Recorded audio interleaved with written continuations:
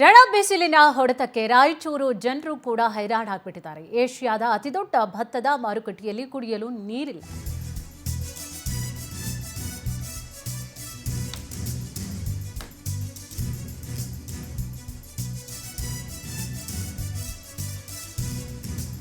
APMC ಅಧಿಕಾರಿಗಳು ಆಡಳಿತ ಮಂಡಳಿಯ ದಿವ್ಯ ನಿರ್ಲಕ್ಷ್ಯ ಇದು.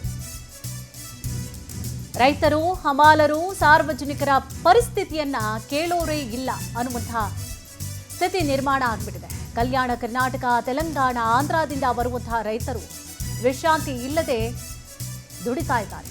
ಹಮಾಲರಿಗೆ ಕುಡಿಯಲು ನೀರಿಲ್ಲ. ನೀರು ಬೇಕು ಅಂದ್ರೆ ದುಡ್ಡು ಕೊಟ್ಟು ಖರೀದಿ ಮಾಡಬೇಕಾದಂತಹ ಪರಿಸ್ಥಿತಿ. ಮೊದಲೆಲ್ಲ ಒಂದು ಕಾಲ ಇತ್ತು, ನೀರು ಕೇಳಿದ್ರೆ ಮಜ್ಜಿಗೆ ಕೊಡ್ತಾರೆ ಅನ್ನುವಂತಹ ಕಾಲ ಇತ್ತು. ಈಗ ನೀರೇ ಸಿಗ್ತಿಲ್ಲ. ಎಲ್ಲೆಲ್ಲೂ ನಲ್ಲಿಗಳು ನೋಡಿ ಖಾಲಿ ಹೊಡಿತಾ ಇದೆ. ನಲ್ಲಿ ಹಾಕ್ಸಿರ್ತಾರೆ, ಅಳವಡಿಸಿರ್ತಾರೆ, ಬಟ್ ನೀರೇ ಬರಲ್ಲ. ಇನ್ನು ಮಜ್ಜಿಗೆ ಇನ್ನು ಎಲ್ಲಿಂದ ಬಂತು ಅಲ್ವಾ? ನಮ್ಮ ಪರಿಸ್ಥಿತಿ. ಅಭಿವೃದ್ಧಿ ಇದನ್ನು ಏನಂತಾರೆ? ಅಭಿವೃದ್ಧಿ ಅಂತಾರೆ. ಅಭಿವೃದ್ಧಿ ಹೆಸರಿನಲ್ಲಿ ಗಿಡ ಮರಗಳನ್ನೆಲ್ಲ ತೆಗೆದು ಬಿಲ್ಡಿಂಗ್ಗಳನ್ನ ಮಾಡಿಕೊಂಡು ಏನೋ ನಾವು ಡೆವಲಪ್ ಮಾಡ್ತೀವಿ ಅಂತೇಳಿ ಹೇಳ್ತಿರ್ತಾರೆ. ಕುಡಿಯೋಕ್ಕೆ ಫಸ್ಟ್ ನೀರು ಕೊಡ್ರಿ, ಅದನ್ನು ತೋರಿಸಿ. ನೀವು ಫಸ್ಟ್ ಕುಡಿಯೋಕ್ಕೆ ನೀರು ಬರಲಿ, ಅವಾಗ ತೋರಿಸಿ ಅಭಿವೃದ್ಧಿನ. ನೀವು ಪ್ರತಿಯೊಂದು ಮನೆಯಲ್ಲೂ ಕೂಡ ಎನಿ ಟೈಮ್ ನೀರು ಬರೋ ಥರ ಮಾಡಿಬಿಡಿ, ಆವಾಗ ಒಪ್ಕೊಳ್ತಾರೆ ಜನ ಅಭಿವೃದ್ಧಿನ. ನೀರಿನ ಟ್ಯಾಂಕನ್ನು ನಿರ್ಮಾಣ ಮಾಡಿದರೂ ಕೂಡ ಹನಿ ನೀರು ಮಾತ್ರ ಬರ್ತಾ ಇಲ್ಲ. ಎಪಿಎಂಸಿ ಸಮಸ್ಯೆ ಬಗ್ಗೆ ನಮ್ಮ ರಾಯಚೂರು ಪ್ರತಿನಿಧಿ ನೀಡಿರುವಂತಹ ಗ್ರೌಂಡ್ ರಿಪೋರ್ಟ್ ಇಲ್ಲಿದೆ ನೋಡಿ. ಬಿಸಿಲ ನಾಡು ರಾಯಚೂರಿನಲ್ಲಿ ಇದೀಗ ರಣಬಿಸಿಲು ಆರಂಭವಾಗಿದೆ ಅಂತ ಹೇಳಿದ್ರೆ ತಪ್ಪಾಗ್ಲಿಕ್ಕಿಲ್ಲ. ಕಳೆದ ಒಂದು ವಾರದಿಂದ 44 ಡಿಗ್ರಿ ಸೆಲ್ಸಿಯಸ್ ಬಿಸಿಲು ಇಲ್ಲಿನ ಜನರನ್ನ ಹಿಪ್ಪಿ ಹಿಂಡೆ ಮಾಡ್ತಾ ಇದೆ ಅಂತ ಹೇಳಿದ್ರೆ ತಪ್ಪಾಗ್ಲಿಕ್ಕಿಲ್ಲ.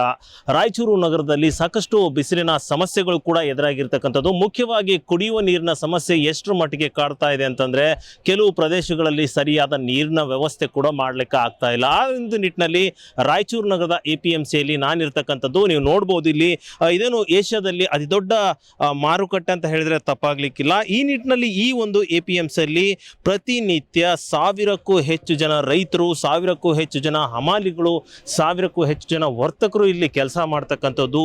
ಈ ಒಂದು 44 ಡಿಗ್ರಿ ಸೆಲ್ಸಿಯಸ್ನಲ್ಲಿ ಬಿಸಿಲಿನಲ್ಲೂ ಕೂಡ ದಣಿವಾರಿಸಿಕೊಳ್ಳದೆ ಕೆಲಸ ಮಾಡ್ತಾರೆ. ನೀವು ನೋಡ್ಬೋದು, ಇಲ್ಲಿ ಒಂದು ಲಾರಿಯಲ್ಲಿ ಹಮಾಲರು ಚೀಲಗಳನ್ನು ತುಂಬತಕ್ಕಂಥದ್ದು. ಒಂದೊಂದು ಚೀಲ ಕನಿಷ್ಠ 75ರಿಂದ 100 kg ಇರುವಂತಹ ಒಂದು ಚೀಲ ಎತ್ಕೊಂಡು ಹೋಗಿ ಈ ಒಂದು ಬಿಸಿಲಿನಲ್ಲೂ ಕೂಡ ಅವರು ದಣಿವನ್ನ ತೆಗೆದುಕೊಳ್ಳದೆ ಒಂದೊಂದು ಲಾರಿ ಲೋಡುಗಳ ಪ್ರತಿನಿತ್ಯ ಏನಿಲ್ಲ ಅಂತಂದ್ರೂ ಕೂಡ ಸುಮಾರು 100-150 ಲಾರಿಯಷ್ಟು ಲೋಡ್ಗಳನ್ನ ಮಾಡ್ತಾರೆ.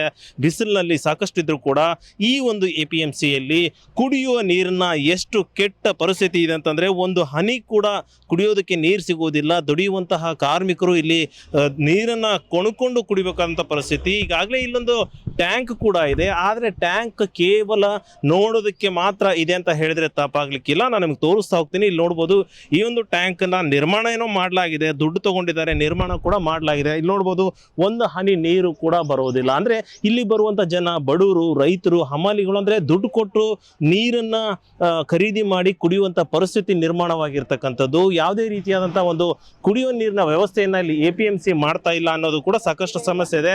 ಇಲ್ಲಿ ಅಮಲರು ಕೂಡ ಇದ್ದಾರೆ, ಅವ್ರನ್ನ ಕೇಳಿ ನೋಡ್ತೀನಿ. ಈಗ ನೀವು ದಿನ ಎಷ್ಟು ಚೀಲ ಹೊತ್ತಾಗ್ತೀರಿ? ಎಲ್ಲ ಲಾರಿಗಳು ಬರ್ತಾವ? 400-500 ಚೀಲ ಒಂದು ಅಂಗಡಿಗೆ. ಒಂದು ಅಂಗಡಿಗೆ 1000 ಚೀಲ, ಒಂದು ಅಂಗಡಿ 2000 ಚೀಲ. ಮತ್ತೆ ಕುಡಿಯಕ್ಕೆ ನೀರು ಹೆಂಗ? ಕುಡಿಯಕ್ಕೆ ನೀರೇ ಇಲ್ಲ. ಕೇಳಕ್ ಹೋದ್ರೆ 10 ರೂಪಾಯಿ ಕೊಡು, 100 ರೂಪಾಯಿ ಕೊಡು, 50 ರೂಪಾಯಿ ಕೊಡು ಅಂತಾರ. ಇಲ್ಲಿ ನೀರೇ ಇಲ್ಲ. ಇಲ್ಲಿ ಇನ್ನೊಬ್ರು ಇದಾರೆ, ಅವ್ರಿಗೆ ಕೇಳ್ತೀನಿ. ಈಗ ಎಷ್ಟು ವರ್ಷ ಆಯ್ತು ಕೆಲಸ ಮಾಡಕ್? ಈ ವರ್ಷ ಬಿಸಿಲು ಜಾಸ್ತಿ ಐತೆ, ನೀವು ಚೀಲ ಹೊತ್ತಕ್ಕೆ ಏನೇನು ಸಮಸ್ಯೆ ಆಗ್ತದೆ? ನಾನು 20 ವರ್ಷ ಆಯ್ತು. ನನ್ಕಿಂತ ಜಾಸ್ತಿ ಇತ್ತು ಮಾಡಿದ್ದು. 50 ವರ್ಷ ಇತ್ತ ಜಾಸ್ತಿ ಮಾಡಿದ್ದು. ನಾನು ಹಿಂದೆಲಿಂದ ಬಂದಿದ್ದು. ಸುಮ್ನೆ ಟ್ಯಾಕಿ ಕಟ್ಟ್ಯಾರ, ಬಿಲ್ ಎತ್ಕೊಂಡ್ಯಾರ, ಹೋಗ್ಯಾರ. ನೀರು ಬಂದಿಲ್ಲ, ಏನು ಬಂದಿಲ್ಲ, ಕುಡಿಯಕ್ಕೆ ನೀರಿಲ್ಲ. ನಾವು ಹಿಂಗ ಕೆಲಸ ಮಾಡಕತ್ತೀವಲ್ಲ, ಒಂದ್ ಅಣಿ ನೀರಿಲ್ಲ, ಎಲ್ಲಿ ಇಲ್ಲ. ಕುಡಿಯಕಂದ್ರೆ ಗಂಜಿನಲ್ಲಿ ನೀರೇ ಇಲ್ಲ ಅಸಲ. ಎಪಿಎಂಸಿ ಏನ್ ಮಾಡೋದು ಅವರು? ಸುಮ್ನೆ ಕಡತಾರ, ಬಿಲ್ ಎತ್ಕೊಂಡ್ರೆ ತಿನ್ನಾರ, ಹೋಗ್ಯಾರ. ನೀರಿಲ್ಲ.